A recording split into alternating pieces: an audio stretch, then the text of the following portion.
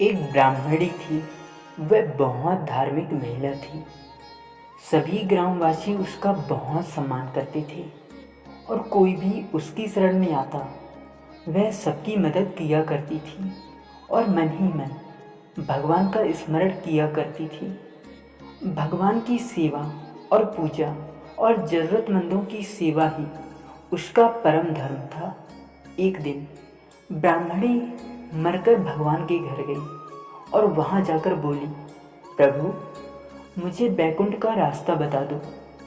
स्वर्ग से एक दूत आया और बोला, ब्राह्मणी आपको क्या चाहिए? वो बोली, मुझे बैकुंठ का रास्ता बता दो। आगे आगे दूत और पीछे ब्राह्मणी मंदिर तक गई। ब्राह्मणी बहुत धार्मिक महिला थी। उसने बहुत दान पुण्य कर रखा था और उसे विश्वास था कि उसके लिए बैकुंठ का रास्ता अवश्य खुल जाएगा। ब्राह्मणी ने वहाँ जाकर देखा तो उसने वहाँ एक बड़ा सा मंदिर था और सोने का सिंहासन और हीरे मोती से जड़ित छतरी था। चित्रगुप्त जी न्याय सभा में बैठे साक्षात इंद्रदेव के समान शोभा पा रहे थे और न्याय नीति से अपना राज्य संभाल रहे थे। ब्राह्मणी ने जाकर प्रणाम किया और बोली, प्रभु मुझे बैकुंठ जाना है। चित्रगुप्त ने लेखा सुनाया और कहा कि देवी ब्राह्मणी, तुमने सब धर्म किए परंतु धरती माता की कहानी नहीं सुनी, इसलिए तुम्हारे सिर पर धरती माता का कर्ज है। बैकुंठ में तुम कैसे जा सकती हो? उसके बाद ब्राह्मणी बोली, प्रभु धरती माता की कहानी की क्या नियम है, आप कृपया मुझे बताइए।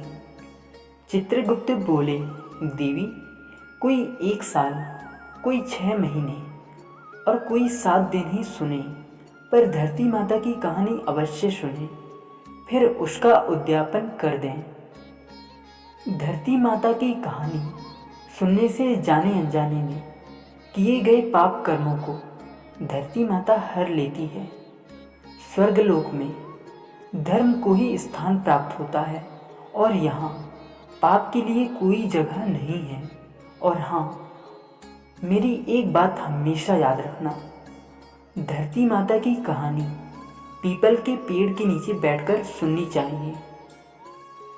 यह बात सुनकर ब्राह्मणी ने प्रार्थना की, प्रभु मुझे 7 दिन वापस पृथ्वी लोक पर जाने दो, मैं कहानी सुनकर वापस आ जाऊंगी। फिर क्या? चित्रगुप्त ने ब्राह्मणी का लेखा देखकर 7 दिन के लिए धरती माता की कहानी सुनने को पृथ्वी लोक पर भेज दिया। ब्राह्मणी जीवित हो गई। ब्राह्मणी ने अपने परिवार वालों से कहा कि मैं 7 दिन के लिए वापस आई हूँ धरती माता की कहानी सुनने के लिए। इस कथा को सुनने से पुण्य मिलता है।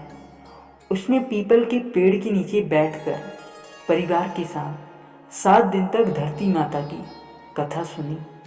और फिर क्या, उसके बाद 7 दिन पूरे होने पर वापस यमराज जी का बुलावा आया और फिर देवी ब्राह्मणी को बैकुंठ में श्री हरि के चरणों में स्थान प्राप्त हुआ।